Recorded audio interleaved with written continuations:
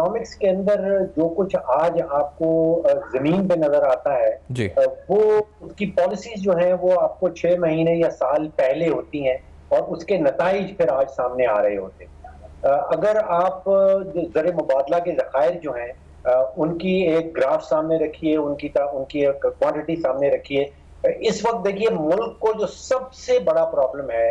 وہ ہے ڈالرز کا فقدان، یعنی کہ جس تیزی سے ہمارے ریزروز گرے ہیں ان کے نتیجے میں جو کچھ معیشت کے ساتھ ہونے والا ہے وہ سب سے بڑا رسک ہے۔ یہ رسک شروع ہوا تھا ستمبر اکتوبر 2021 میں۔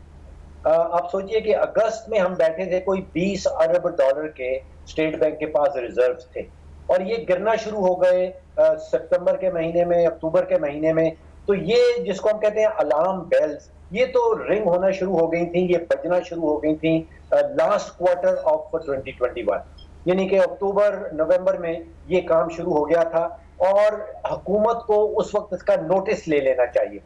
ایک ایگزامپل میں آپ کے سامنے رکھتا ہوں، وہ بنگلہ دیش کی ہے۔ دیکھیے بنگلہ دیش کے پاس کوئی 44 ارب ڈالر کے ذخائر تھے، اور وہ جیسے گر کے آئے ہیں 33 ارب پہ، تو بنگلہ دیش بھاگا ہے آئی ایم ایف کے پاس، حالانکہ 33 ارب ڈالر کے ان کے سینٹرل بینک کے ریزرو پڑے ہوئے تھے۔ وہ آئی ایم ایف کے پاس بھاگا کہ ہمارے ریزرو بڑی تیزی سے گر رہے ہیں، تو ہمیں اسٹیبلٹی چاہیے، ہمارے ساتھ معاہدہ کریں۔ اور پھر ہم نے دیکھا کہ جنوری کے آخری ہفتے میں ایک وہ 4.7 ارب ڈالر کا ان کا معاہدہ طے پا گیا آئی ایم ایف کے ساتھ۔ یہاں پہ یہ ہو رہا تھا کہ ہم نے جو وعدے کیے تھے، جو آئی ایم ایف کا اوریجنل پیکج تھا جو 2019 میں نیگوشیٹ کیا گیا تھا پی ٹی آئی کی حکومت کے دوران، اس میں جو شرائط تھیں، اس میں جو وعدے کیے گئے تھے، اس کی سب سے بڑی خلاف ورزی جو ہے وہ ہمیں نظر آئی سرفان صاحب فروری کی 28 تاریخ تھی، جو ہمارے فارمر پرائم منسٹر ہیں، آپ کو یاد ہوگا انہوں نے ٹیلی ویژن پہ آ کے تقریر کی، اور وعدہ یہ کیا گیا تھا